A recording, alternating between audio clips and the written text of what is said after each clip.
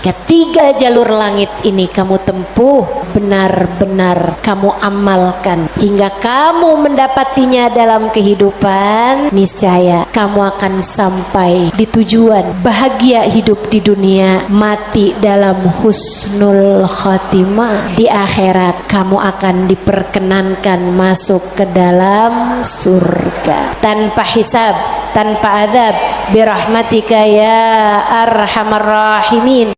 Assalamualaikum warahmatullahi wabarakatuh.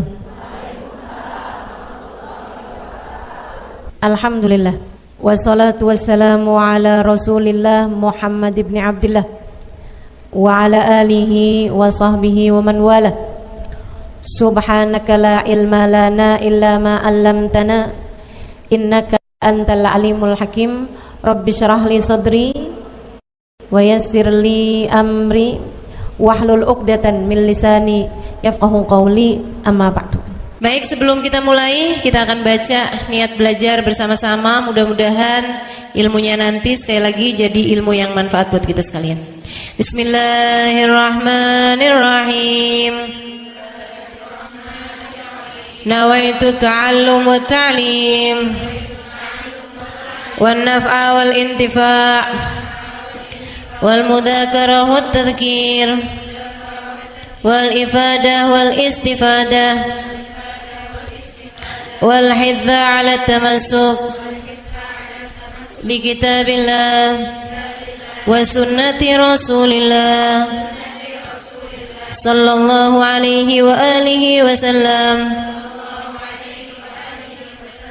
wa du'a ilal huda والدلالة على الخير ابتغاء مرضاته وقربه وثوابه وحسن الخاتمة مع اللطف والعافية وصلاح العاقبة برحمتك يا أرحم الراحمين. La hadratin Nabi Muhammad sallallahu alaihi wasallam wa alihi washabihi azwaji wa dzurriyyati wa ahli baiti muslimin jamil anbiya wal mursalin wal kulli ajma'in.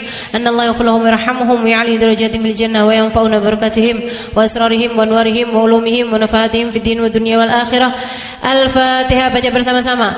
A'udzu billahi minasyaitonir rajim. Bismillahirrahmanirrahim. Alhamdulillahi rabbil alamin. Arrahmanir rahim. Maliki yaumiddin. Iyyaka na'budu wa iyyaka nasta'in. Ihdinas siratal mustaqim. Siratal ladzina an'amta 'alaihim ghairil maghdubi 'alaihim waladdallin. Amin. Taqabbalallah minna wa minkum, taqabbal ya karim. Peta kebahagiaan hidup dunia membawamu kepada kebahagiaan hidup akhirat. Peta untuk membuatmu kenal kepada Sang Pencipta. Jalan hidup yang dapat membawamu menuju surga. Ini namanya jalur langit. Yang paling rugi yang gak mau ngikutin peta ini. Yang paling sukses yang jalan hidupnya mengikuti peta ini, mengikuti jalur langit ini. Karenanya adik-adik, ibu-ibu, saudariku sekalian yang saya muliakan, izinkan saya di kajian pada siang hari ini menyampaikan padamu tentang bagaimana cara kita menempuh perjalanan menuju Allah Subhanahu wa ta'ala lewat jalur langitnya. Biar gak sumpek hidupmu di dunia, biar matimu husnul khotimah, biar di akhirat nanti dapat masuk surga. Bukankah itu yang kamu mau? Bukankah itu yang kamu inginkan? Adik-adik, bukankah itu adalah cita-citamu? Betul? bahagia di dunia, mati husnul khotimah, di akhirat masuk surga. Adakah keinginan lebih tinggi daripada itu? Adakah cita-cita lebih mulia daripada itu? Enggak ada. Mesti menempuh jalur langitnya, karena surga adanya di langit. Karena segala kebaikan-kebaikan turun dari alam langitnya Allah Subhanahu wa taala menuju ke alam dunia ini. Saat kamu rasa dadamu sesak di dunia, maka naiklah ke atas dan menengadahlah. Maka dada langit siap untuk merengkuhmu, menjadikan sesakmu tak lagi bernilai apa-apa. Sesakmu jadi lega, sesakmu jadi lega. Ayo nih, buat adik-adik yang kegalauan mulu, dengerin saya. Buat ibu-ibu yang pusing mulu, terutama kalau lihat sisa saldo akhir bulan, dengerin saya. Simak baik-baik jalur langit. Gimana sih caranya kita menempuh jalur langit? Pertama,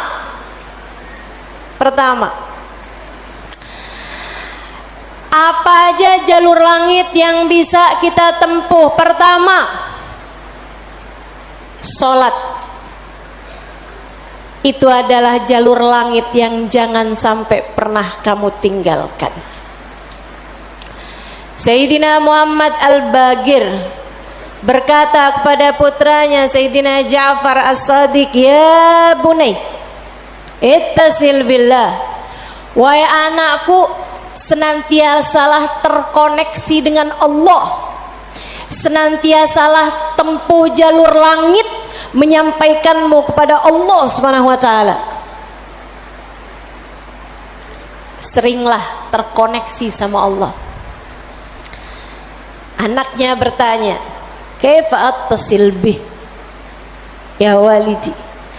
Bagaimana caraku untuk selalu terkoneksi dengan Allah? Bagaimana caraku berkomunikasi sama Allah? Bagaimana caraku menempuh jalur langit? Ayahandanya berkata, kalau kamu ingin kamu berbicara dengan Allah, sholatlah.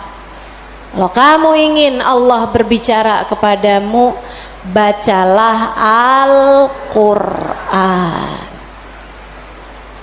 Jadi cara pertama tersambung sama Allah adalah sholat. Jangan tinggal sholat. Jangan tinggal sholat meski siapapun yang mengatakannya. Misalnya ada orang gelarnya apa kek, profesor, doktor, belakang namanya juga ada banyak. Ada banyak gelar-gelar SAG, sarjana alam gaib. Misalnya gitu. Tapi sebenarnya apa SAG itu ya? Sarjana agama. Oh, maafkan saya ya. Saudaraku sekalian yang saya muliakan, sepanjang apapun gelar yang dimiliki seseorang, kalau dia sampai mengatakan misalnya sholat, itu sudah tidak relevan lagi di zaman sekarang. Agama ini semakin maju. Karenanya makna sholat bukan seperti yang disampaikan para ulama. Misalnya dia ngomong begitu, sholat itu tujuannya mengingat Allah, aqimis sholata lidzikri. Kamu kalau udah bisa ingat Allah nggak pakai sholat, ya itu udah cukup sebagai sholat. Nah nih, hati-hati ucapan-ucapan yang tidak bertanggung jawab semacam ini. Salat itu kewajiban dari Allah. Allah yang punya jalur langit, Allah yang tahu bagaimana cara tersambung dengan Allah Subhanahu wa taala. Dan dia yang telah menamakan salat sebagai salat dari kata-kata wasala yasilu silatan, yang artinya adalah hubungan, tersambung. Orang yang punya salat, menjaga salatnya, dia akan senantiasa tersambung dengan Allah. Dia adalah orang-orang yang menjaga jalur langit. Komunikasi langitnya tetap tersambungkan. Jagain sholat. Dek, jagain. Tapi saya belum bisa khusyuk Ustazah. Nggak apa-apa. Saya masalahnya kalau sholat suka ngelambiar pikiran kemana-mana Ustazah. Sama. Saya juga. Sama. Tapi nggak apa-apa. Jangan pernah tinggal sholat. Imam Ghazali bahkan menyebutkan salah satu penyebab kematian dalam su'ul khatimah, salah satu penyebab iman tercabut dari dalam hati di saat kematian datang, naudzubillah min dzalik, nomor 1 tarkus shalah, meninggalkan salat. Tiang agama kita. Siapa yang salatnya benar, ibadahnya benar. Siapa yang ibadahnya benar, hidupnya benar. Siapa yang hidupnya benar, bakalan matinya benar. Siapa yang matinya benar, di akhirat dapat kehidupan yang menyenangkan. Karenanya mesti, harus, nomor 1 kamu benahi dalam hidupmu, jangan tinggal sholat. Sesibuk apapun kamu, sholat jangan tinggal, Dek. Sedang mengerjakan aktivitas penting semacam apapun, sholat jangan pernah tinggal, Bu. Jangan pernah tinggal sholat. Sebab orang kalau lagi ninggal sholat, bukan hanya karena dia nggak mau sholat, tapi karena dia tidak diizinkan Allah untuk menghadap kepadanya. Telah diputuskan jalur antara dia dengan Allah Subhanahu wa taala. Naudzubillah min dzalik, jalur langit telah terputus darinya. Itu kayak punya HP tapi nggak ada sinyal, nggak bisa dibikin apa-apa HP-nya. Punya HP nggak ada sinyalnya, Bu, nggak ada kartunya, mau dipakai apaan? Mau dipakai ngulek sambel? Ya kan enggak gitu. Karenanya teman-teman sekalian, sholat jangan tinggal. Kamu kalau dibikin sama Allah dalam hidup nggak ngerjain sholat, kamu perlu menangisi hal tersebut. Kenapa gitu? Saya sering sampaikan, orang ketika sholat bukan hanya karena dia mau sholat, akan tetapi karena dia masih punya nilai di sisi Allah, sehingga Allah masih izin. Allah kalau benci sama satu makhluknya, sama seorang hambanya, Allah nggak akan izinkan orang tersebut menghadapkan dirinya kepada Allah dalam sholatnya. Dia kirain dia yang nggak mau sholat, padahal Allah yang nggak mau dia menghadap kepadanya. Telah diputus jalur antara dia dengan Allah Subhanahu wa ta'ala. Na'udzubillah min dzalik. Ada yang nanya sama saya, Ustazah, saya nih kan lagi belanja nih Ustazah, kan sibuk tuh kan. Belanja di mana? Di mall Ustazah. boleh nggak Ustazah saya jamak sholat saya? Lah ngemol di jamak sholat agak nih. Belanja ke pasar, sholat udah sampai di jamak-jamak. Innalillahi. Boleh nggak Ustazah? Nggak boleh lah. Yang boleh jamak sholat itu kalau bepergian, itu pun juga dengan jarak keluar kota 82 km. Tapi kalau kurang dari itu, nggak boleh mengerjakan jamak salat. Katanya Nabi Muhammad, man jama'as shalah bi ghairi udrin faqad atababan min abwabil kabair. Siapa yang suka ngumpulin salat, jamaah salat tanpa ada alasan yang dibenarkan, dia sedang mendatangi salah satu pintu dari pintu-pintu dosa-dosa besar. Dia tanya, boleh nggak Ustazah jamaah salat? Nggak boleh, kecuali karena ada alasan yang dibenarkan. Emang kenapa gitu Ustazah?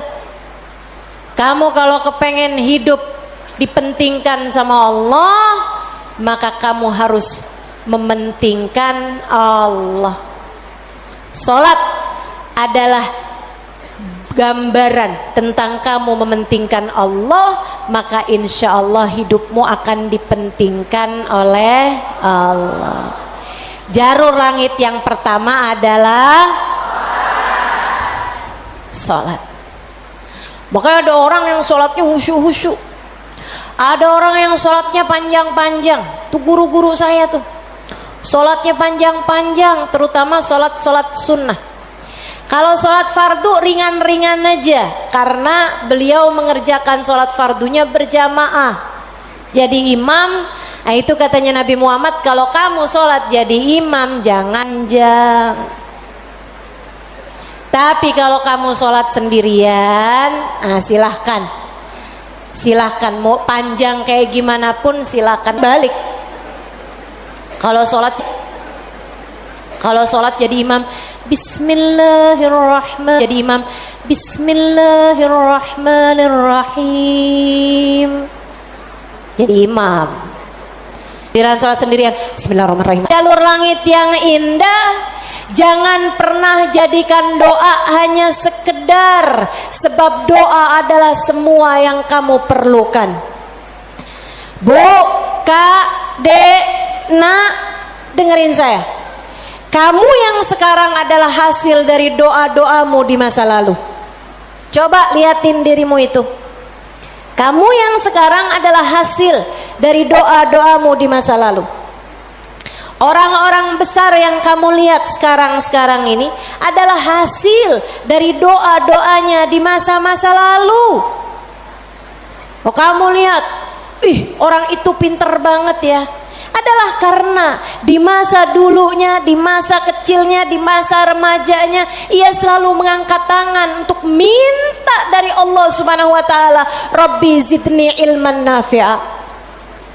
Ya Allah, tambahkanlah untukku ilmu yang bermanfaat. Ya Allah, ajarkanlah kepadaku ilmu-Mu. Ia selalu minta kepada Allah Subhanahu wa taala ilmu, sehingga Allah pun memberi kepadanya ilmu.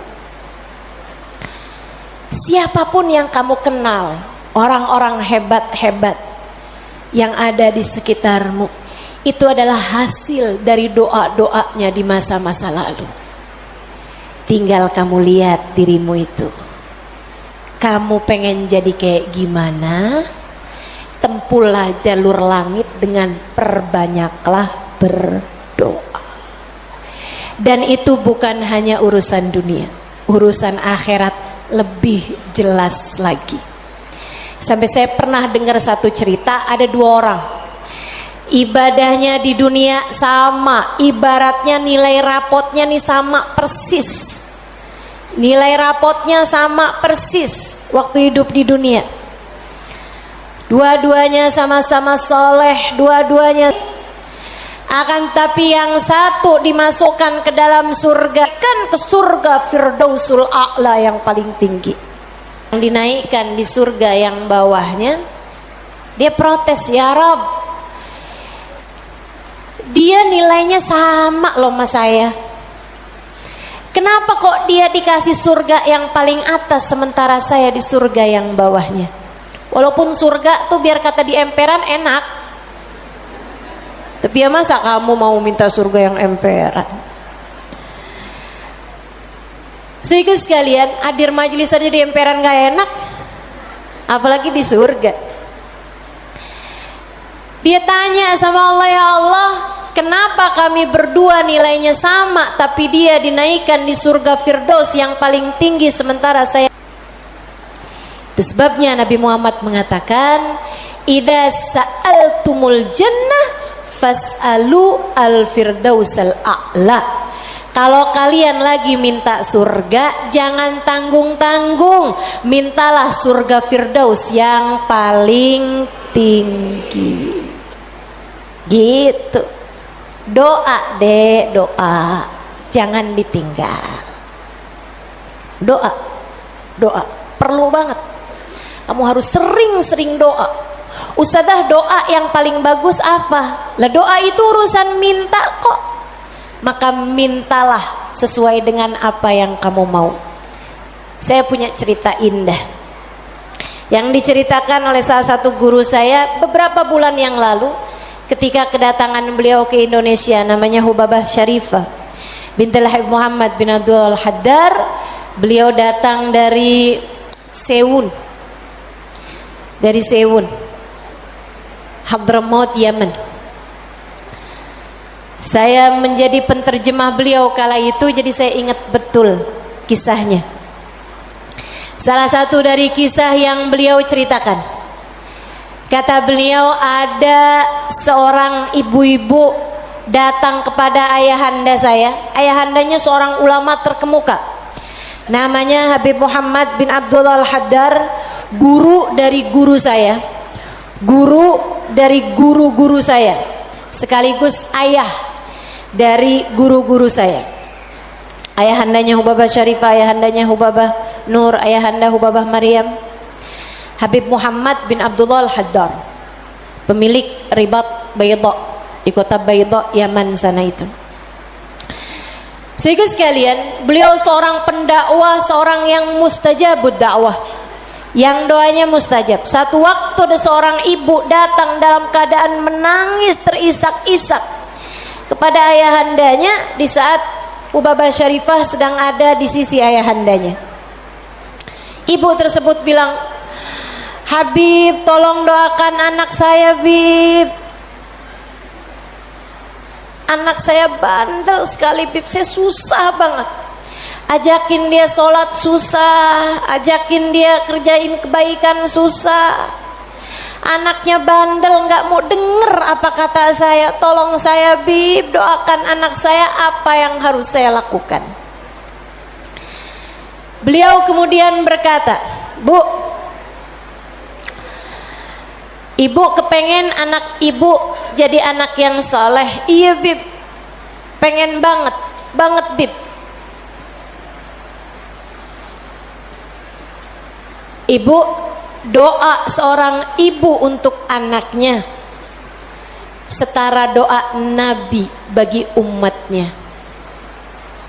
Maka doamu untuk anakmu lebih mustajab daripada doa siapapun untuk anakmu. Saya bisa bantu kamu buat doa, mintakan kepada Allah Subhanahu wa taala, akan tetapi doamu tentu lebih mustajab daripada doa saya untuk anakmu. Ibu dengerin, Bu.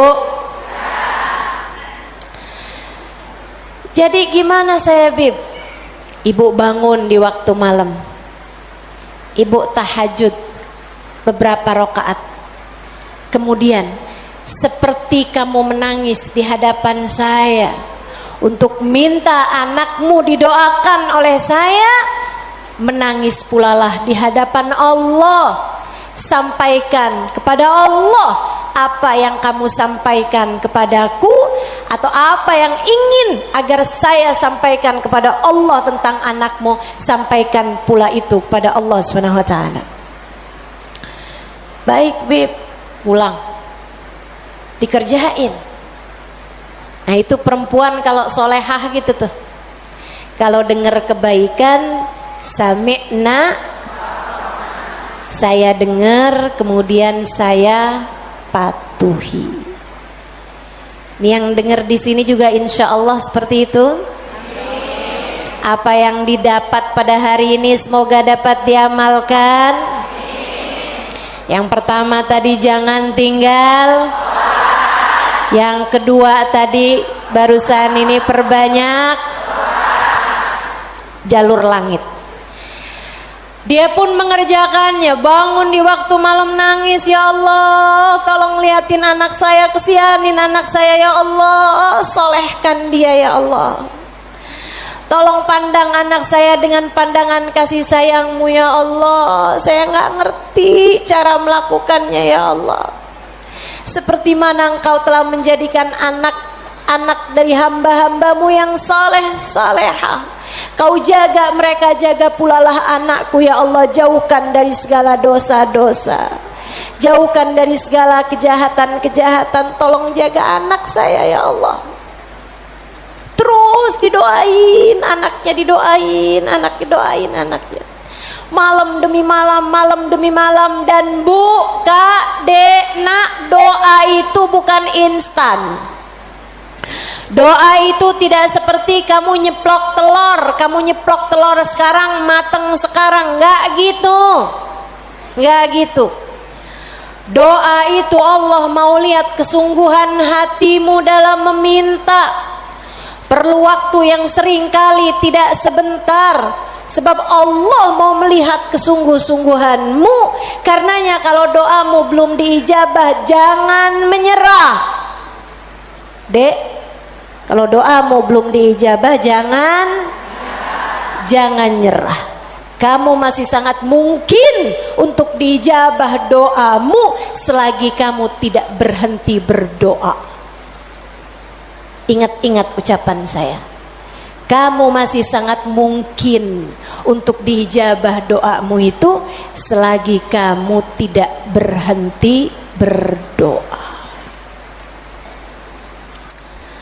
Doa terus, kata Hubabah Syarifah, setahun, 2 tahun, 3 tahun, 4 tahun, 5 tahun, 6 tahun. Kemudian anak yang dulu pernah membuat ibunya menangis karena kenakalan anak tersebut, karena ketidaksolehan anak tersebut, sekarang telah menjadi seorang anak yang dapat membuat ibunya tersenyum bangga. Di usia-usia hampir 20-an tahun, anak tersebut menjadi anak paling soleh di kampungnya, hafal Al-Quran 30 juz dengan 7 bacaannya, qiraatus sab'ah. Anak yang jauh dari kenakalan-kenakalan remaja, anak yang dekat dengan para ulama, anak yang mengetahui banyak ilmu agama, anak yang menjadi sangat soleh, idaman semua para orang-orang tua. Jangan nyerah, jangan nyerah. Jika kehidupan membuatmu tersungkur, itu adalah waktumu untuk membenamkan dirimu dalam sujud-sujud panjang kepasrahan. Kemudian kamu langitkan doa hingga Allah mengijabah doa-doamu itu. Saya ulangi, jika badai kehidupan membuatmu jatuh tersungkur, itu adalah saat yang tepat untukmu membenamkan wajahmu dalam sujud-sujud kepasrahan. Kemudian kamu langitkan doa-doamu, berbisik di bumi, namun suaramu didengar hingga ke arsy. Saat itulah Allah akan mengijabah doamu itu. Jangan pernah berhenti berdoa. Jangan remehkan doa. Jangan remehkan doa. Saya, Dek, pernah muda juga kayak kamu. Ya masa lahir langsung gede gini. Sewaktu saya remaja, masuk umur 12 tahun, 13 tahun, sebelum balik bahkan saya udah berada di pondok pesantren. Jadi saya itu nggak pernah ngalamin masa belum berjilbab sebelum balik. Maksudnya ketika balik tuh saya udah mulain berjilbab. Alhamdulillah, nikmat dari Allah Subhanahu wa taala. Adik-adik saudaraku sekalian, saat saya kecil, saya ada di pondok-pondok pesantren, saya mulai kenal ustadz-ustadz, ustadzah-ustadzah, ulama-ulama yang membuat saya jatuh cinta dengan ilmu agama. Alhamdulillah, Allah kasih rasa dalam diri saya keinginan untuk selalu belajar. Saya punya keingintahuan yang banyak terhadap urusan ilmu. Jadinya saya seneng banget belajar. Nah di waktu kecil itu tadi, umur 12-an tahun sebagai santri, kan selain dari belajar ada kewajiban lain tuh. Nyuci baju, apalagi kalau dapat piket, bersihin kamar mandi, nyapu kamar, ngepel kamar. Itu saya sangat tersiksa sekali, sebab saya ini adalah pemalas. Jadinya karena saya pemalas urusan bebersih dan saya mendadak rajin ketika urusannya belajar. Saya seneng belajar, saya seneng tahu, saya suka mikir.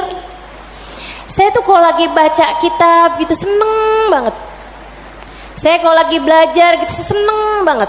Apalagi kalau ustadzanya yang nyampein ilmu dengan cara-cara yang sangat saya sukai gitu, ngasih tahu hal-hal yang nggak ada di dalam kitab gitu.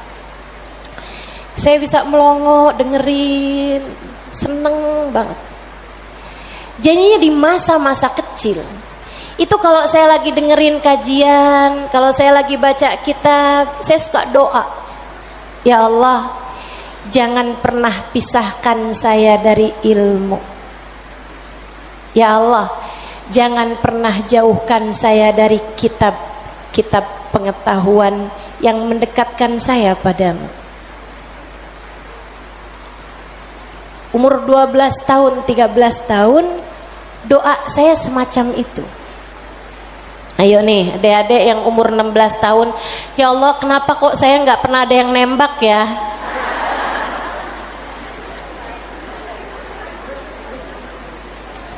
Kata Allah, ya karena aku sayang padamu, karena aku berkehendak untuk menjagamu gitu. Ini malah dipertanyakan, saya kurang cakep apa ya? Kok nggak ada yang naksir sama saya gitu? Siapa kek, tukang kebun, satpam sekolah? Jangan ya dek, jangan. Kalau kakak kelas boleh ustazah, jangan juga. Jangan pacaran. Adik-adik saudaraku sekalian, sebaliknya ketika saya mulain, kalau saya lagi nyapu, saya lagi nyuci baju, apalagi kalau saya udah mulain harus nyikat kamar mandi, rasanya saya keberatan sekali. Saya sambilan nyikat kamar mandi sambil doa, ya Allah yang beginian saya nggak usah dikasih dong. Ya Allah selamatkan saya dari hal-hal yang semacam ini. Alhamdulillah, alhamdulillah. Saya habisnya itu juga mondok-mondok pesantren, tapi bisa dihitung dengan jari waktunya di mana saya harus nyuci baju, di mana saya harus ngepel, di mana harus nyapu gitu. Kayak alhamdulillah, saya punya banyak orang-orang yang mau mengerjakannya buat saya. Alhamdulillah. Allah bakal kasih. Kata Allah Subhanahu wa taala, "Ud'uni astajib lakum." Mintalah kepadaku, niscaya akan aku ijabah. Minta, doa, jangan berhenti berdoa. Ayo adik-adik, kamu punya panjang masa depan insyaallah. Umurmu mudah-mudahan masih tersisa panjang insyaallah. Jangan sesali dengan di masa tua kamu enggak dikasih hal-hal besar dalam kehidupan karena kamu tidak pernah memintanya kepada Allah. Minta, ya Allah, pandanglah aku dengan pandangan kasih sayang-Mu.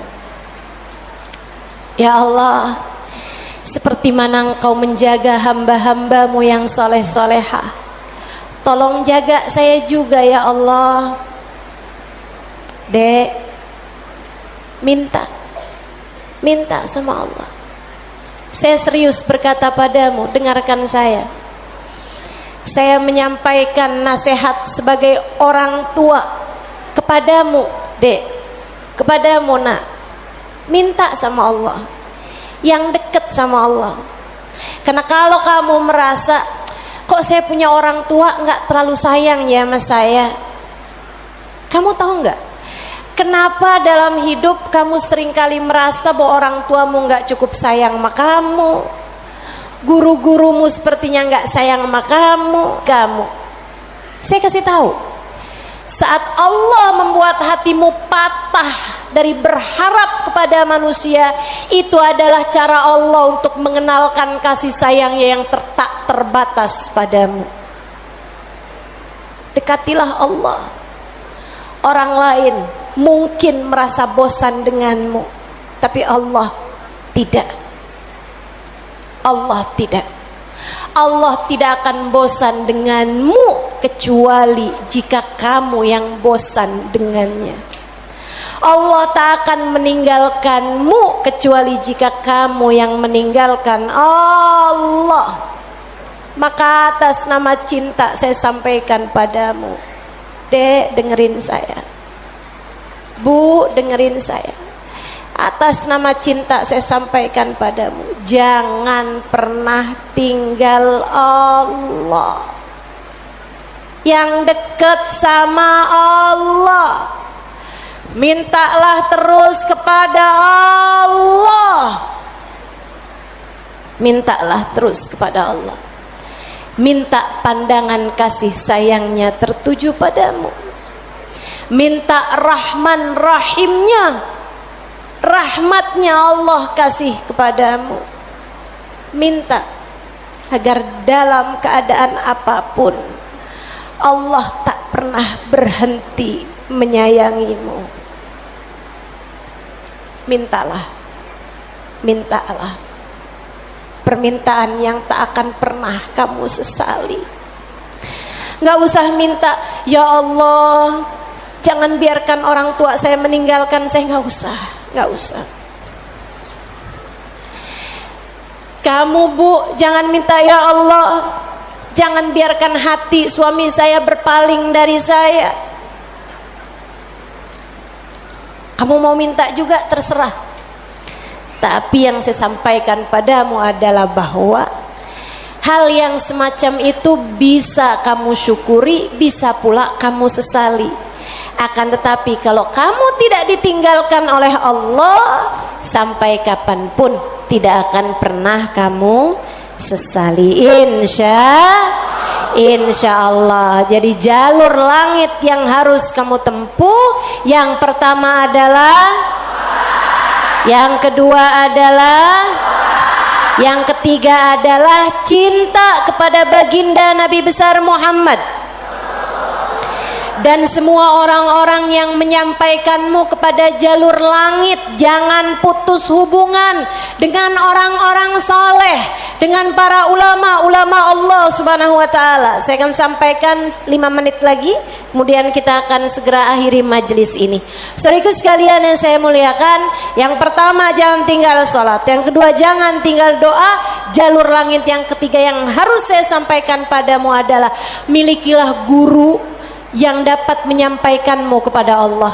Milikilah jalur langit yang dapat menyampaikanmu kepada Allah. Cintai orang-orang soleh di atasmu hingga mereka menyampaikanmu kepada Nabi Muhammad. Kemudian Nabi Muhammad menyampaikanmu kepada Allah. Beliaulah tali Allah subhanahu wa ta'ala.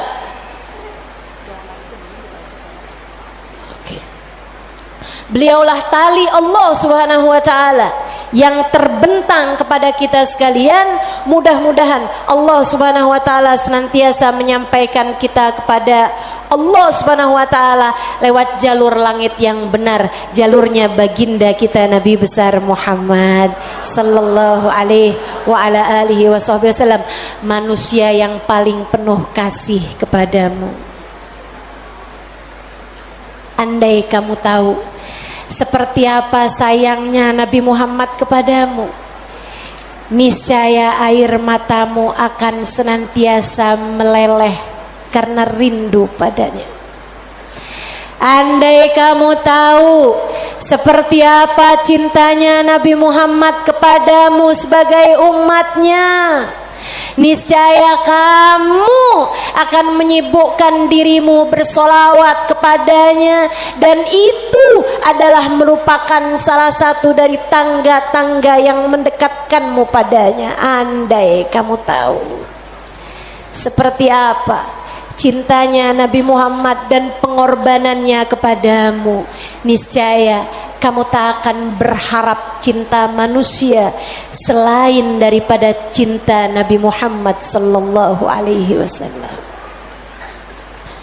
Maka 3 jalur langit ini kalau kamu tempuh, kamu tidak akan pernah tersesat jalan. Kamu akan sampai di tujuan. Peta kehidupannya menjadi terbaca dan kamu akan melangkah tanpa keraguan. Jika 3 jalur langit ini kamu tempuh, dari sholat tidak ada yang kamu tinggal, dan kamu tambahi dengan ibadah-ibadah sholat sunnah pula, terutamanya di keheningan malam, di sepertiga malam yang terakhir. Juga doa. Dalam keadaan apapun kamu memperbanyak berdoa. Saat kamu bersama dengan orang-orang saleh, saat kamu duduk di majelis-majelis ilmu adalah saat yang begitu indah untuk kamu berdoa meminta kepada Allah Subhanahu wa taala jalla jalaluhu wa ta'ala azamatu. Kamu jadikan doa tidak hanya sekedar, melainkan semua yang kamu perlukan. Kemudian besar cintamu kepada baginda Nabi besar Muhammad sallallahu alaihi wasallam, maka itulah 3 dari rahasia jalur langit yang dapat saya sampaikan kepadamu. Jika ketiganya benar-benar kamu amalkan hingga kamu mendapatinya dalam kehidupan, niscaya kamu akan sampai di tujuan, bahagia hidup di dunia, mati dalam husnul khatimah. Di akhirat kamu akan diperkenankan masuk ke dalam surga tanpa hisab, tanpa adab, birahmatika ya arhamar rahimin wa bijudika ya ajwadal ajwadin innahu waliyyu dzalika wal qadir alaih. Kita akan baca doa nih ya. Baru saja saya diberitahu oleh panitia bahwa doa maulidnya belum dibaca.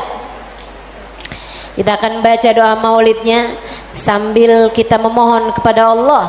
Semoga Allah Subhanahu wa taala mendekatkan kita dengannya insyaallah dan mendekatkan kita dengan baginda kita Nabi besar Muhammad sallallahu alaihi wasallam. Allahumma salli wa sallim wa barik alaihi wa ala alihi sallallahu alaihi. Alhamdulillahi Rabbil Alamin. Allahumma salli wa sallim ala Sayyidina Muhammadin wa ala alihi wa sahbihi ajma'in. Wa laqad ashartu lin'ati man awsafuhu tuhyil quluba tuhayyijul asjana. Wallahu qad adna alayhi fama yusawil qawlu minna wa yakunu thanana. Lakinna hubban bisarairi qad alimati safwati rabbina wa ahadana. وإذ امتزجنا بالمودة ها هنا نرفع أيدي فقرنا ورجانا بالواحد الأحد العلي إلهنا متوسلين بمن إليه دعانا مختاره وحبيبه وصفيه زين الوجود به الإله حبانا يا ربنا يا ربنا يا ربنا بالمصطفى اقبلنا أجب دعوانا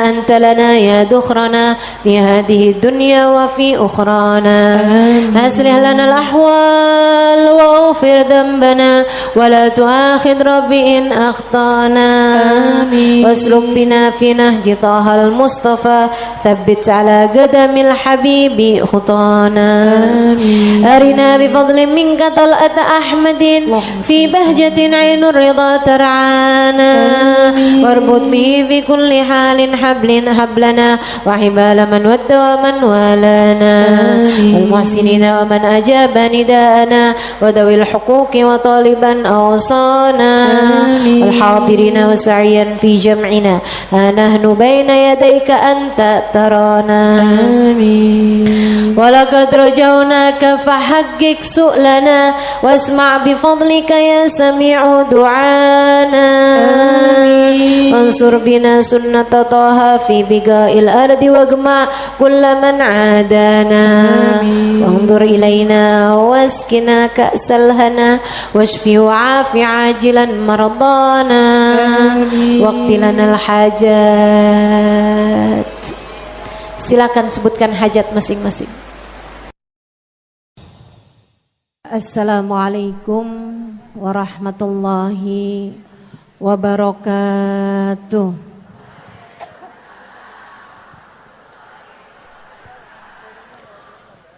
Alhamdulillah.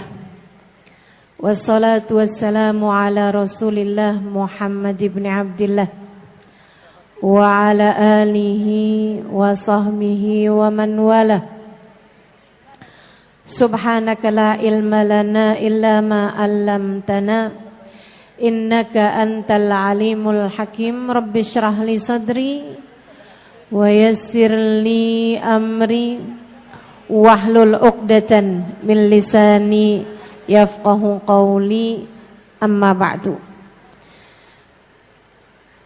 Alhamdulillah, Allah sampaikan juga saya ke tempat ini. Masjidnya Allah Subhanahu wa taala, bait min buyutillah, rumahnya Allah. Mudah-mudahan kita udah disampaikan di rumah Allah di dunia. Allah sampaikan pula ke Baitullahil Haram di Mekkah. Dan Allah sampaikan pula di tempat keridhaannya surga Allah di akhirat nanti insyaallah. Amin ya rabbal alamin. Rabbi la tukhzini yawma yub'atsun yawma la yanfa' mal wala banun illa man atallaha biqalbin salim. Kata Nabi Ibrahim yang Allah tuliskan dalam Al-Quran, ya Allah, jangan kecewakan aku, jangan buat aku susah pada hari di mana Engkau membangkitkan hamba-hambamu. Nanti di akhirat saat manusia dibangkitkan, ya Allah, jangan buat saya susah, jangan buat saya kecewa. Yauma la yanfa' mal wala banun. Hari yang itu loh ya Allah. Hari yang tidak bermanfaat orang bawa harta. Hari yang tidak bermanfaat orang bawa anak. Yang bermanfaat hanyalah orang yang datang pada Allah biqalbin salim, dengan membawa hati yang selamat. Karenanya siapapun di antaramu yang akan menuju ke akhirat, semua dari kita menuju ke akhirat. Siapapun di antaramu yang kepengen di hari akhiratnya nanti menjadi orang yang tidak susah, menjadi orang yang tidak sedih, menjadi orang yang tidak kecewa, menjadi orang yang tidak ketakutan, menjadi orang yang berhasil. Siapa di antaramu yang kepengen di hari akhiratnya nanti berbahagia, bersukacita? Siapa yang kepengen di hari akhiratnya nanti bergembira? Pastikan saat-saat ini, saat hidupmu di dunia ini, pastikan kamu sedang menuju kepada keselamatan hati. Hatimu selamatkan. Hatimu selamatkan, teman-teman. Hatimu selamatkan.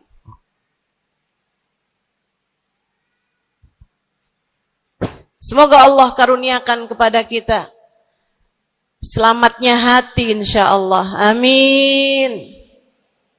Semoga Allah menyelamatkan hati kita semua. Semoga Allah menyelamatkan hati kita semua. Nabi kita Muhammad menyebutkan dalam salah satu hadisnya, ala inna fil jasadi mudghah, idza salahat salahal jasad kulluh, wa idza fasadat fasadal jasad kulluh. Ala wahiyal qalbu. Kata Nabi, ketahuilah sungguhnya dalam diri manusia terdapat segumpal darah. Apabila ia bagus, ia selamat, ia bersih, selamatlah seluruh anggota tubuhnya. Apabila ia rusak, ia hancur, ia gelap, ia mati, maka hancur pulalah seluruh anggota tubuhnya. Ala wahiyal qalbu, ketahuilah segumpal darah tersebut bernama hati. Maka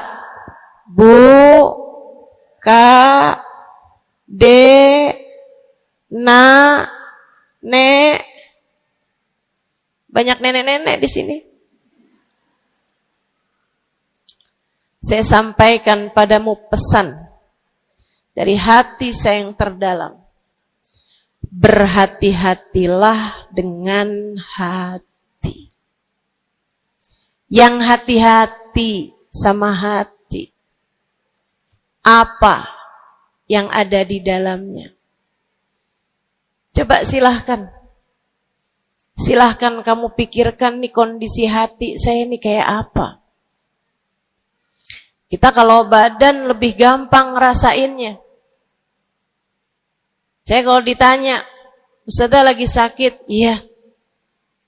Sakit apanya Ustazah? Kaki. Saya bisa jawab. Tapi kalau kamu ditanya misalnya, gimana kabar hati kamu?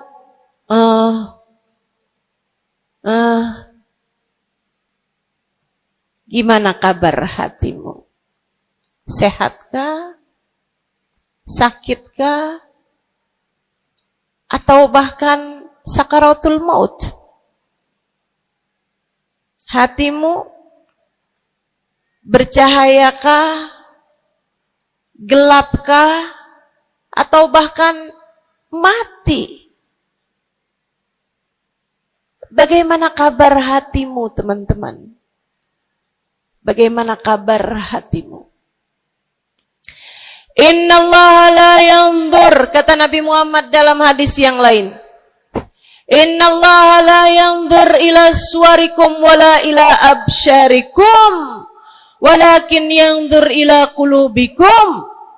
Sungguhnya Allah tidak melihat kepada badan kalian, Allah tidak melihat kepada warna kulit kalian.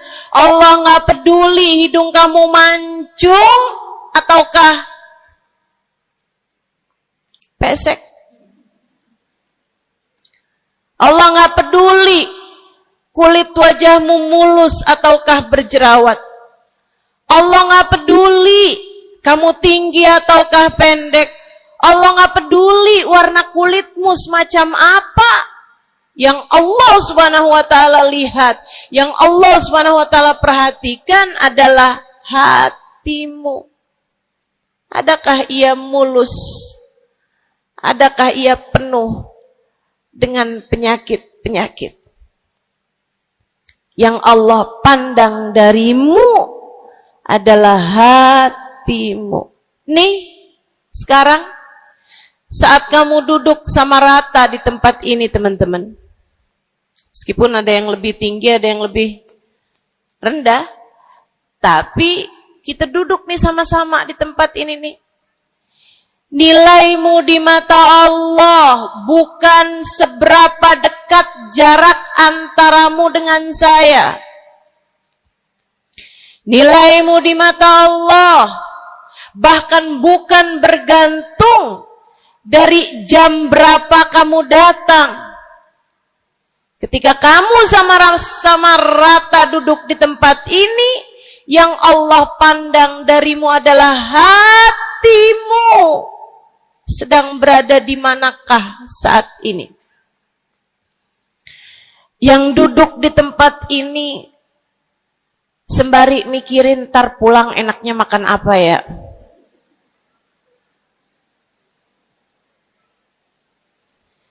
Yang duduk di tempat ini sambil mikirin, kok saya lapar ya? Iya, belum sarapan. Gara-gara buru-buru, takut nggak kedapatan tempat duduk. Gara-gara buru-buru, kepengen bisa lihat mukanya Ustazah Halimah yang viral.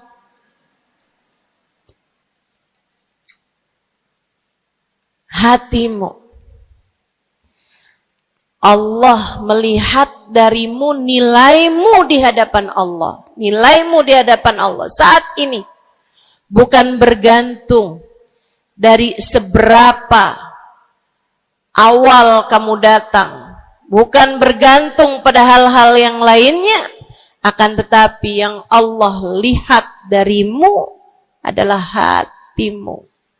Adakah Allah di dalamnya? Adakah Allah di dalamnya? Adakah Allah di dalamnya? Pun demikian dengan kamu saat sholat, pun demikian saat kamu sedang sedekah. Semuanya masalah hati, teman-teman. Semua masalah hati. Kata guru saya Sayyidil Habib Umar bin Hafid, al-madar kullal madar fi salahil gulub. Urusan segala urusan, sumber segala macam urusan, dasar segala macam urusan ada pada bagusnya hati. Kalau udah hatinya bagus, bagus semuanya. Kalau udah hatinya busuk, busuklah semuanya. Semoga Allah selamatkan kita dari busuknya hati. Semoga Allah selamatkan kita dari busuknya hati. Amin ya rabbal alamin. Dunia, akhirat, masalah semuanya ada pada hati. Karenanya yuk kita bahas gimana sih caranya nyelamatin hati. Yang pertama, kalau kamu pengen tahu caranya nyelamatin hatimu, yang pertama,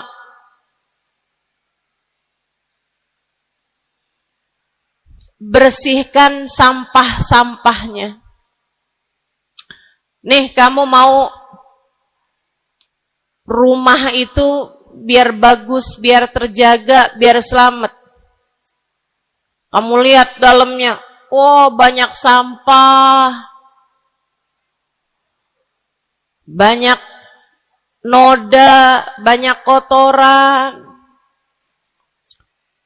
Dari mulai kotorannya cicak, ayam, sampai mungkin anjing, karena lama nggak ditempatin.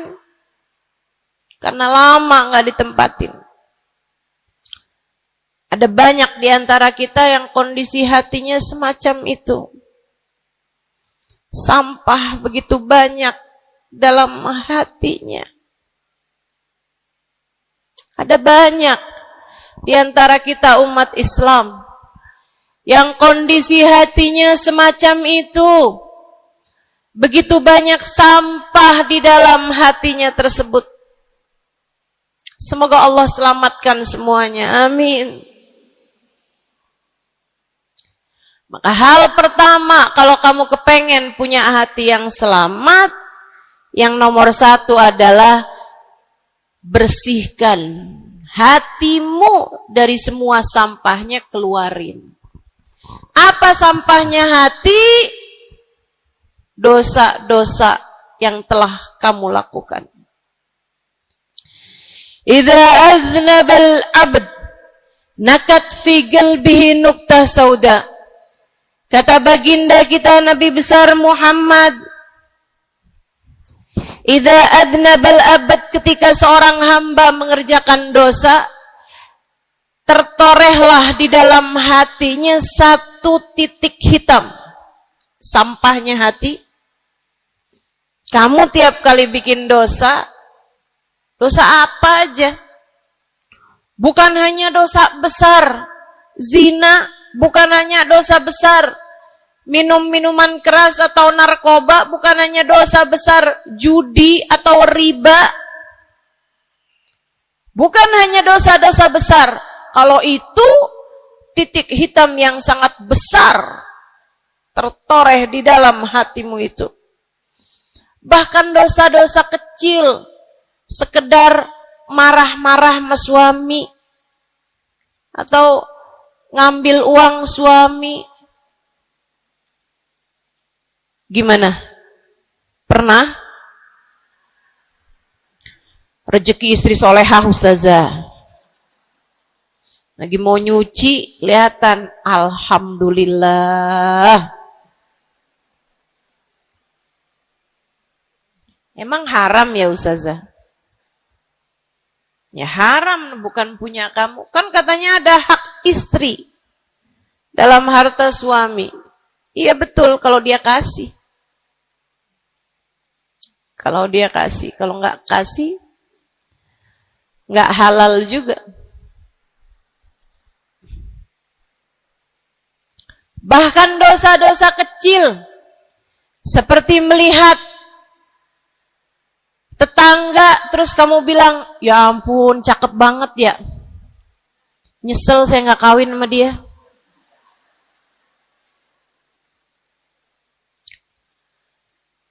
Dosa. Seperti memandang seseorang dengan pandangan menghina. Seperti membicarakan aib orang lain. Setiap kali kamu berbuat dosa, apapun bentuk dosanya, satu titik hitam tertoreh di dalam hatimu itu. Ini istighfar wa tab. Musih. Kalau dia beristighfar, kalau dia bertaubat, dihapuslah titik hitam tersebut. Wa illa, kalau enggak, ya tetap aja ada. Kamu bikin dosa lagi, bikin dosa lagi, bikin dosa lagi, bikin dosa lagi. Enggak pernah istighfar, enggak pernah memperbaiki diri. Aurat tidak kamu tutup dengan baik. Sehingga akhirnya setiap kali kamu keluar dilihat oleh laki-laki yang bukan mahrammu. Satu titik hitam, satu titik hitam, satu titik hitam. Sampai terkadang hati seseorang dipenuhi dengan titik-titik hitam. Hatinya menjadi legam. Hatinya menjadi penuh dengan titik-titik hitam. Semakin bertambah lagi, jadilah karat. Jadilah karat. Kalau udah jadi karat, na'udzubillah. Ini yang Allah sebutkan di dalam Al-Quran. Kata Allah, kalla, a'udzubillahi minasyaitonirrajim, kalla, bal rana ala qulubihim bima kanu yaksibun, kalla, innahum an rabbihim yawma idin lamahjubun. Kalla, kata Allah, balran, ada karat di dalam hati mereka, tersebab dosa yang menumpuk tanpa pernah dimohonkan ampunan. Kalla, innahum an rabbihim yawma idzin lamahjubun. Orang kalau hidup bawa karat hasilnya apa? Orang kalau hidup bawa karatnya hati hasilnya apa ya Allah? Kalla innahum an rabbihim yawma idzin lamahjubun. Orang yang hatinya punya karat, pada hari tersebut ia akan terhalang dari Allah Tuhannya. Guru saya Sayyidil Habib Umar bin Hafid menyampaikan tafsir mengenai ayat ini. Kata Habib Umar bin Hafid, tidak mati dengan membawa iman. Orang yang hatinya penuh dengan karat, apabila datang ajal menjemput, iman tercerabut dari dalam hatinya, hingga ia pun mati, keluar dari atas muka bumi ini dengan tanpa membawa iman Islam. Dia keluar dari atas muka bumi ini bukan sebagai hamba Allah, bukan sebagai umat Nabi besar Muhammad sallallahu alaihi wa ala alihi wasallam. Dia meninggal dunia dalam keadaan su'ul khatimah. Na'udzubillah min dzalik. Jangan biarkan karat memenuhi hatimu. Jangan biarkan hatimu, dosa-dosa yang telah kamu lakukan menjadi berkarat dalam hatimu itu. Saya kesian sama kamu. Gak apa-apa. Hidup terus-terusan ngontrak, gak apa-apa. Hidup gak pernah punya kendaraan sendiri, gak apa-apa. Gak pernah punya HP yang canggih, gak apa-apa. Saya hidup di atas muka bumi ini, gak pernah ada yang datang melamar saya. Jadinya sampai di usia di atas 30-an tahun, saya masih menjomblo, Ustazah. Gak apa-apa. Ustazah, saya udah menikah 10 tahun, belum ada anak juga, Ustazah. Gak apa-apa. Ustazah, suami saya kawin lagi, Ustazah. Gak apa-apa.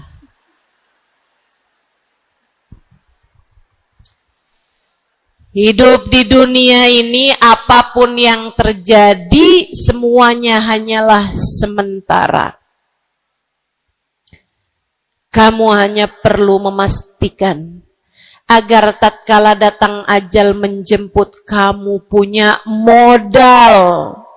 Dan modal utamanya yang nomor 1 adalah hati yang bersih. Hati yang selamat. Kamu bawa pulang menghadap Allah Subhanahu wa ta'ala bigalbin salim. Kamu bawa hati yang selamat. Insya Allah. Mati nggak bawa suami nggak apa-apa. Mati nggak bawa anak nggak apa-apa. Nggak bakalan jadi pertanyaan malaikat raqib atid. Tapi mati harus dengan membawa hati yang selamat. Mudah-mudahan Allah karuniakan. Mudah-mudahan Allah karuniakan. Saudaraku sekalian yang saya muliakan, maka bersihkan sampah-sampah dalam hatimu itu. Caranya gimana nih, Ustazah? Dosa-dosa saya emang udah banyak banget. Saya di masa muda, di masa remaja, bahkan sampai udah tua juga nih, bergelimangan dengan dosa demi dosa. Banyak dosa saya, Ustazah. Saya zaman muda berada dalam masa jahiliyah. Dosa, segala dosa saya kerjakan. Apa yang harus saya lakukan? Bersihkan karat-karat dalam hatimu itu dengan taubat. Minta ampun sama Allah. Minta ampun sama Allah. Kamu perlu nangis sama Allah. Kamu perlu sungguh-sungguh minta ampunan sama Allah. Dosa segede gunung, kalau Allah mau melemparkannya ke dalam lautan ampunan, inna kaba'irad dunubi ful ghufrani kalamami. Katanya sahibul burda, sesungguhnya dosa-dosa besar dalam lautan ampunan, ia hanyalah seperti buih di dalam lautan. Gak ada artinya apa-apa kalau Allah mau ampuni. Dosa sebesar apapun, kalau Allah mau ampuni gak ada artinya. Tapi dosa sekecil apapun, kalau Allah mau perhitungkan, kamu gak akan selamat. Saya sampaikan padamu atas nama cinta. Dosa sekecil apapun yang kamu lakukan, jika ia tidak berjumpa dengan ampunan Allah, kamu bisa tidak selamat. Iblis nyembah Allah 70.000 tahun lamanya. Sujud di atas bumi, dia sujud, bumi dihancurkan, Allah naikin dia ke langit. Di atas langit dia sujud, ganti-ganti posisi sujudnya.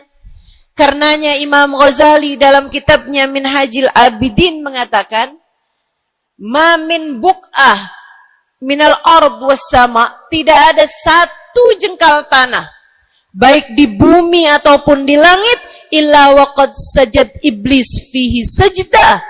Iblis udah pernah sujud di sana, di semua tempat di bumi maupun di langit. Paling banyak ibadahnya ternyata bukan seorang wali. Paling banyak ibadahnya ternyata bukan seorang nabi. Kalau hitung-hitungan panjang-panjangan ibadah, ibadahnya iblis lebih panjang daripada siapapun dari makhluknya Allah Subhanahu wa ta'ala yang pernah tinggal di bumi ini.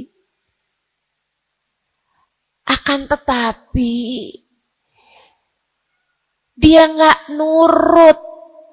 Iblis ibadah 70.000 tahun, nggak nurut sekali doang, sekali aja. Wa idh qulna lil malaikati isjudu li Adam fasajadu illa iblis. Ketika kami memerintahkan seluruh makhluk yang ada di langit, seluruh malaikat, kami perintahkan, wahai malaikat-malaikatku, sujudlah kalian kepada Adam. Fasajadu, mereka semuanya sujud. Illa iblis, kecuali iblis doang. Tantang, petenteng gak mau sujud. Allah tanya, ma manaka antas judali Adam id amartuk? Iblis, apa yang bikin kamu gak mau sujud kepada Adam? Padahal aku yang telah memerintahkanmu. Bukankah kamu selama ini sujud di bumi, di langit untuk menyembahku? Sekarang aku perintahkan padamu untuk sujud. Kenapa kamu gak mau sujud padanya? Iblis gak bilang, ya Allah, kan perintahnya tadi malaikat. Saya kan bukan malaikat ya Allah. Gak gitu. Gak gitu.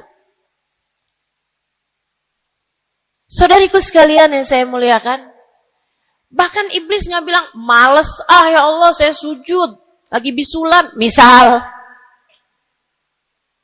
Enggak gitu juga. Makanya orang yang meninggalkan taat karena malas, karena bodoh misalnya, itu lebih dimaklumi teman-teman daripada yang kayak iblis ini nih. Ketika ditanya apa yang membuatmu gak mau sujud, wahai iblis, kepada Adam, iblis dengan pongahnya, dengan sombongnya mengatakan, ana khairun minhu, saya lebih baik daripada Adam. Khalaqtani min nar wa khalaqtahu min tin. Saya berasal dari api, sementara Adam berasal dari tanah. Tanah diinjak-injak ya Allah, sementara api begitu hebatnya. Fahbit minha fa innaka rajim. Kata Allah, kita yang taat sama dosa sama-sama baik.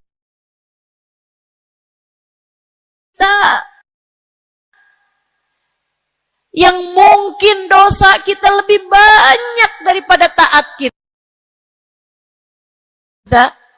Kayak katanya Habib Ali Habsyi, kadang ada orang Islam, malaikat raqib yang nyatet pahala nganggur berbulan-bulan.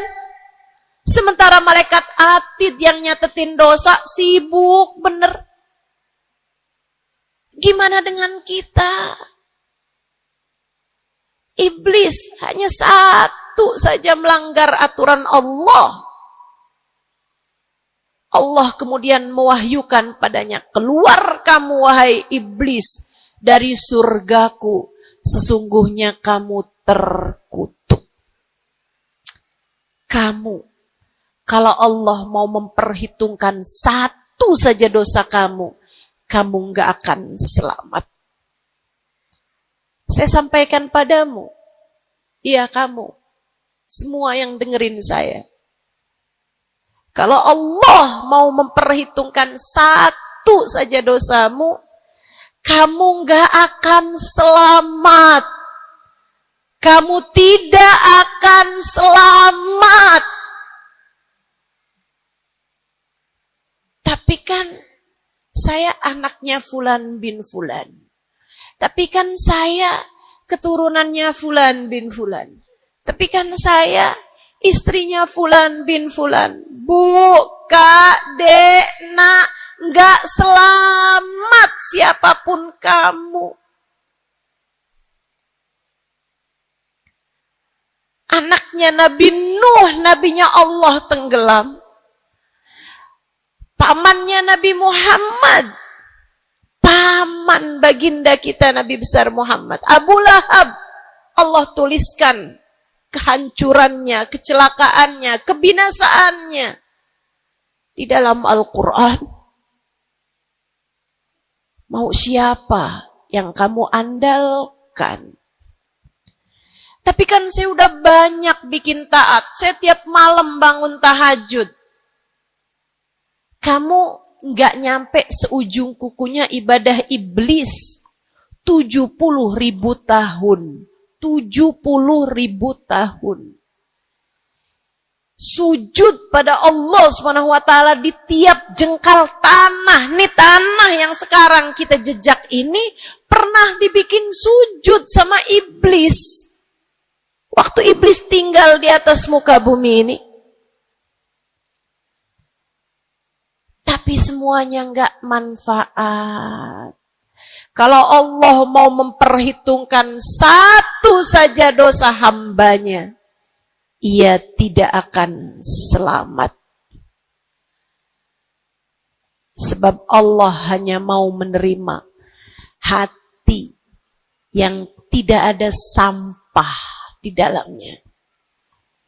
Sebab hanya berkenan menerima hati yang tidak ada noda-noda di dalamnya.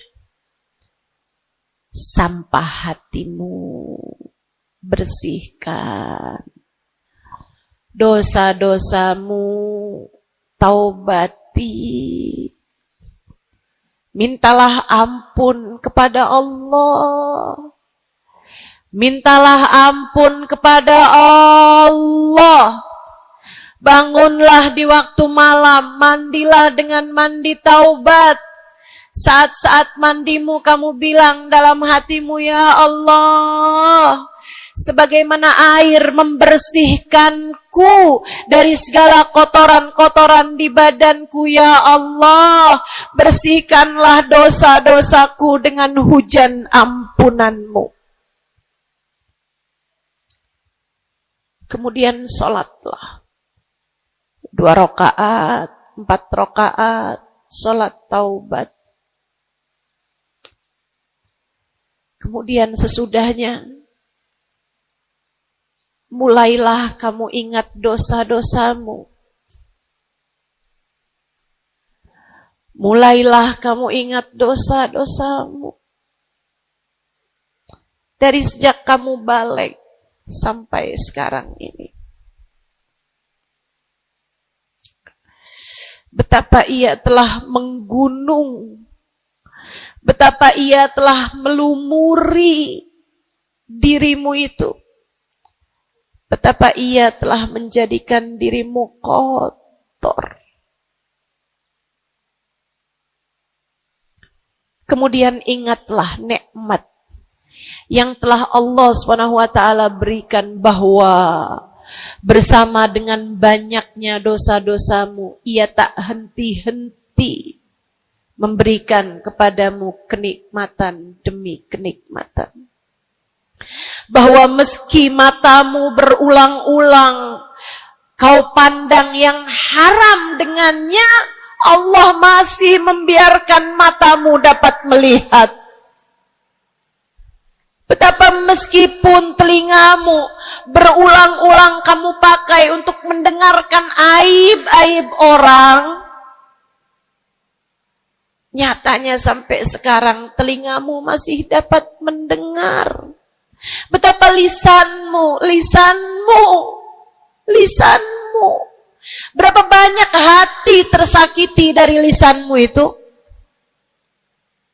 Mertuamu kamu sakiti, suamimu kamu sakiti, anakmu bahkan kamu sakiti. Bodoh banget sih jadi anak. Astagfirullah. Kamu kok bandel banget sih, mama nyesel punya anak kayak kamu. Astagfirullah.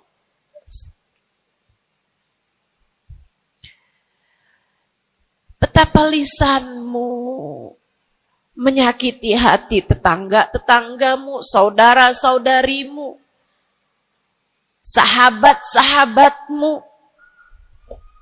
orang-orang di sekelilingmu, merasakan gangguan dari lisanmu itu, tersakiti dari lisanmu itu. Tapi meskipun entah sudah berapa banyak dosa tercatat dari lisanmu, Allah masih tetap membiarkan lisanmu dapat berbicara sampai saat ini. Nikmat tak henti-henti Allah berikan kepadamu, bukan? Betapa durhakanya diri kita. Namun betapa penuh rahmatnya Allah kepada kita. Betapa berlumurannya kita dengan dosa-dosa. Namun betapa Allah bersama dengan segala dosa-dosa yang kita lakukan, tak henti-hentinya membanjiri kita dengan kenikmatan. Wa in ta'uddu ni'matallahi la tuhsuha. Kalau kamu mau hitung nikmatnya Allah, kamu tak akan pernah mampu menghitungnya. Sesudah kamu ingat-ingat dosamu, kamu ingat nikmat Allah kepadamu, kamu ucapkan seperti ucapan baginda Nabi Muhammad.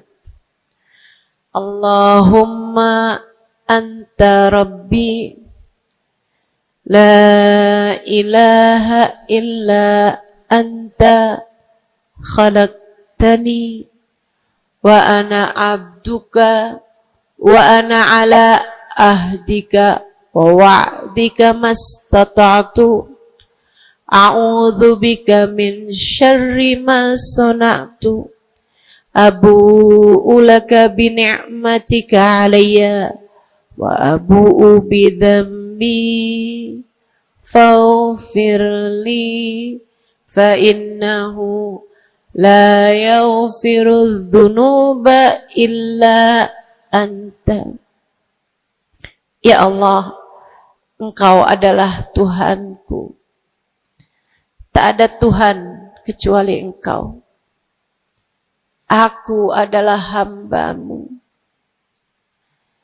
yang Kau perintahkan buat taat, yang Kau perintahkan untuk menepati janji semampuku.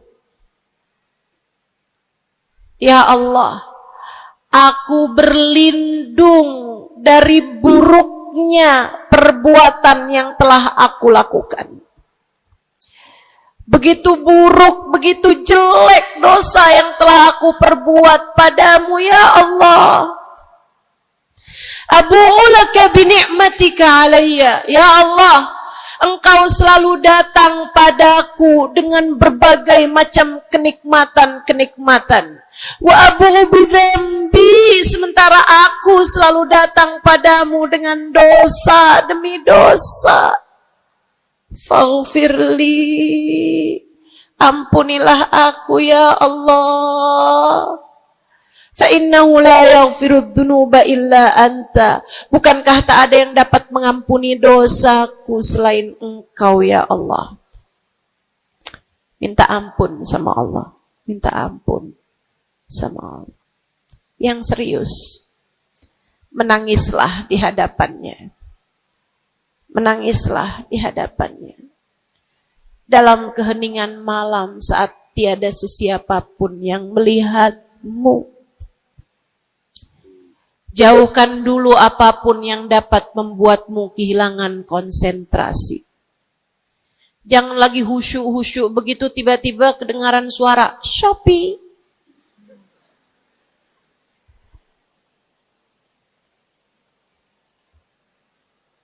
Kamu langsung jadi hilang konsentrasi. Yang mana nih ya?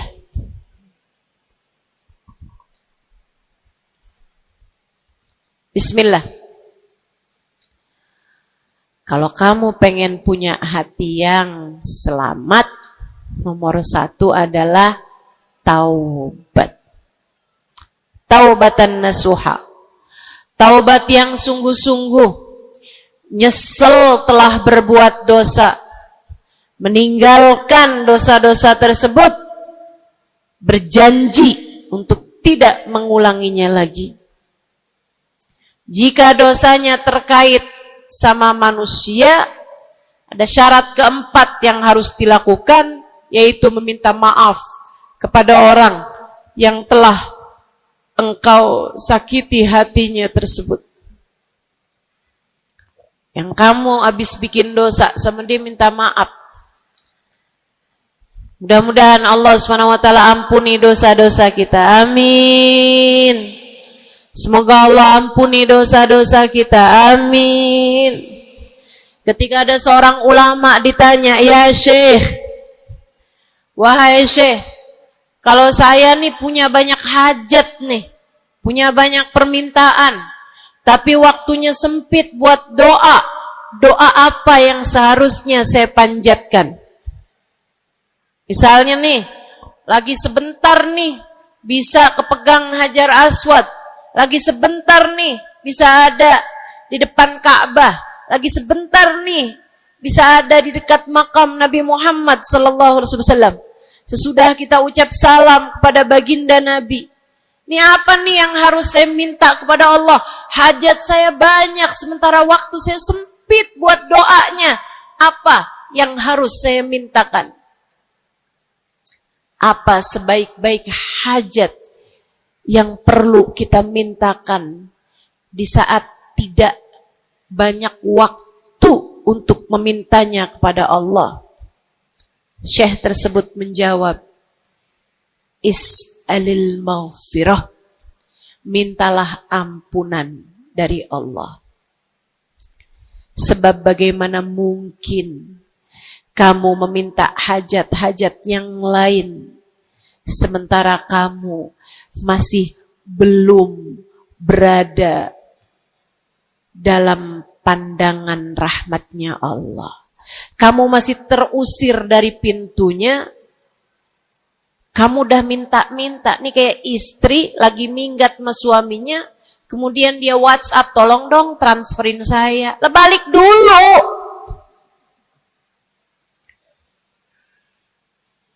Baru minta. Tiap kita ngerjain dosa adalah tiap langkahan kita menjauh dari Allah Subhanahu wa ta'ala. Tiap kali kamu mengerjakan dosa adalah langkahan-langkahanmu menjauh dari Allah Subhanahu wa ta'ala. Karenanya mendekat dulu, masuk dulu, Allah bukain pintu dulu, baru deh silahkan minta yang lainnya. Kalau sempit waktumu, mintalah ampunan dari Allah Subhanahu wa ta'ala. Ini kan kerjaan kita nih suka salah-salah kalau doa. Giliran lagi ada hujan nih, wah doa mustajab, langsung. Ya Allah jodoh ya Allah. Yang cakep, yang ganteng, yang kaya, yang setia, yang soleh. Banyak bener. Padahal kalau ngelihat dirinya kagak ada pantes-pantesnya. Kalau kamu pengen jodoh yang soleh, solehahkan dulu dirimu itu.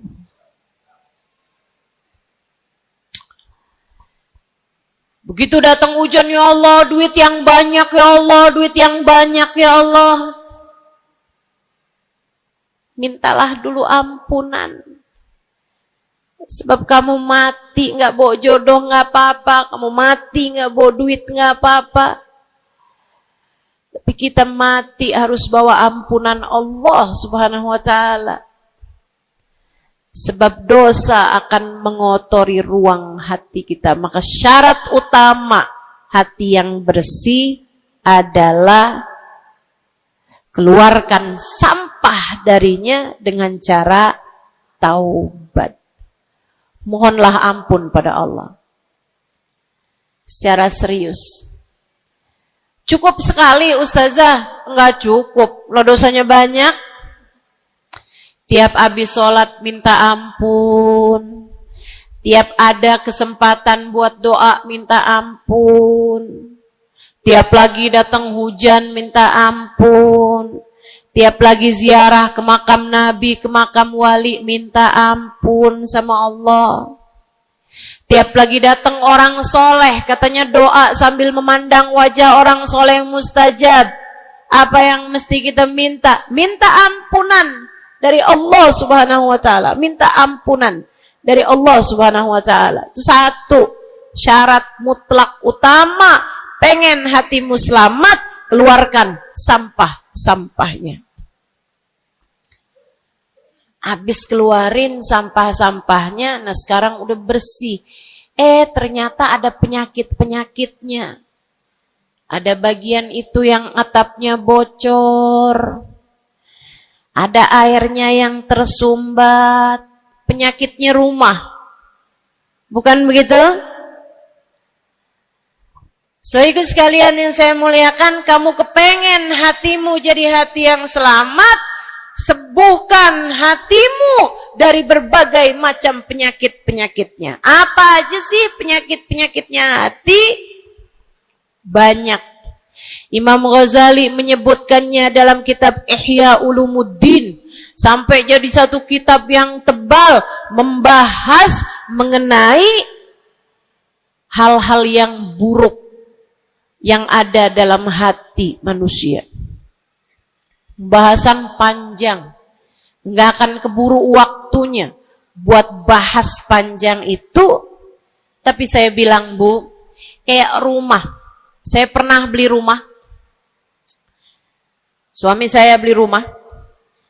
Kemudian saya liatin rumahnya bagus, bersih, cakep, udah nih.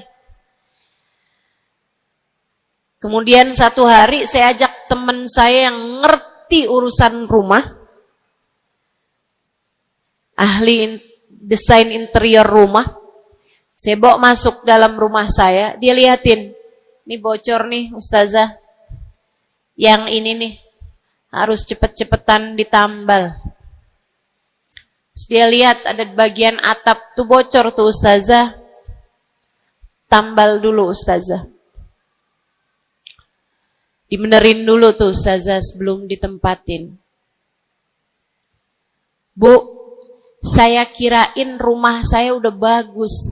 Ternyata kalau dilihat sama ahlinya baru ketahuan. Kita juga begitu semua. Kita kirain hati kita baik-baik aja. Tapi kalau kita duduk ngaji, kalau kita hadir di majelis taklim, kalau kita dengerin kajian-kajian, kita baru paham. Ya Allah, ternyata hati saya ada penyakitnya di sini. Ternyata saya juga punya penyakit yang ini. Ternyata saya punya penyakit yang ini. Karena jangan berhenti belajar. Jangan berhenti mengaji. Biar kita paham penyakit-penyakit hati kita tuh di bagian mana. Sehingga kita bisa konsentrasi buat mengobatinya. Ada tuh bagian atap yang dibilangin sama temen saya nggak terlalu peduli. Saya liatin kecil aja kok. Sampai satu hari, untung aja saya nggak ada di bawah situ, jebol atap rumah saya. Banjir rumah saya. Gara-gara atap yang berpenyakit yang tidak diberesin. Begitu pula dengan hati kita. Cari tahu apa penyakitnya. Cari tahu apa obatnya. Dengan kamu duduk mengaji. Ini bukan urusan sejam, 2 jam dipelajari. Kemudian semuanya benar. Ini adalah PR seumur hidup kita. Buat sehatin hati kita. Buat bagusin hati kita. Buat bersihin hati kita. Penyakit hati paling berbahaya namanya kesombongan. Dan Bu, Kak, Dek, Nak, siapa di antara kita yang selamat darinya? Apa itu sombong, wahai Rasulullah? Kata seorang sahabat. Sebab saya senang pakai baju bagus. Saya Rasulullah senang makan enak, senang pakai baju bagus. Saya sombong kalau gitu wahai Rasul. Enggak, bukan itu yang namanya sombong. Kamu punya baju bagus, pakai. Jangan punya baju bagus. Saya kalau pakai ini kelihatannya sombong. Ya udah saya pakai yang rombeng-rombeng aja. Punya baju bagus tapi daster udah robek, itu aja yang dipakai. Tanya sama suaminya, kok kamu pakai baju yang ini sih, ini kan robek nih. Enak, adem. Adem yang lihat, adem yang make, gerah yang lihat. Bukan itu yang namanya kesombongan. Saya punya uang, saya bisa beli mobil yang bagus, tapi saya nggak mau beli, saya takut sombong. Bukan itu yang namanya kesombongan. Saya punya uang, bisa bangun rumah buat tamu-tamu. Ulama-ulama kalau datang bisa tinggal di rumah saya. Tapi saya nggak mau, kayak gitu ntar saya sombong. Bukan itu yang namanya kesombongan. Sombong, kata Nabi Muhammad, batarul haq wa ghamtun nas. Sombong adalah menolak kebenaran dan menghina orang lain, merasa diri lebih baik daripada orang lain. Itu yang namanya sombong. Merasa diri lebih baik dari orang lain. Merasa diri lebih baik dari orang lain. Sering banget ini kan kita kan. Betul? Dulu-dulu belum pakai jilbab.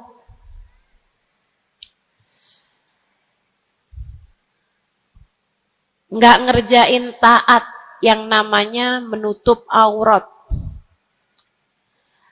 Habis itu kemudian pergi majelis, hadir kajian pakai jilbab, rapi banget. Bahkan tumpuk-tumpuk. Ustadzanya pakai jilbab 1 lapis, dia pakai 3 lapis. Tapi dia ngelihat orang-orang yang belum pakai jilbab, ya ampun, belum dapat hidayah, sian. Saya rasanya kepengen buat bisikin sama dia, Mbak, Israel udah deket. Boleh gak sih Ustazah, saya bisikin di telinganya, malaikat penjaga neraka kirim salam. Astaghfirullah. Dulu kamu berbuat dosa dengan membuka auratmu, kini kamu berbuat dosa dengan dosa kesombongan.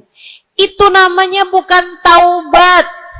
Itu namanya bukan hijrah. Itu namanya pindah dosa. Dari satu dosa membuka aurat menjadi dosa kesombongan. Dan bisa jadi di hadapan Allah dosa kesombongan lebih besar nilainya daripada dosa membuka aurat. Bisa jadi. Bisa jadi. Para ulama mengatakan,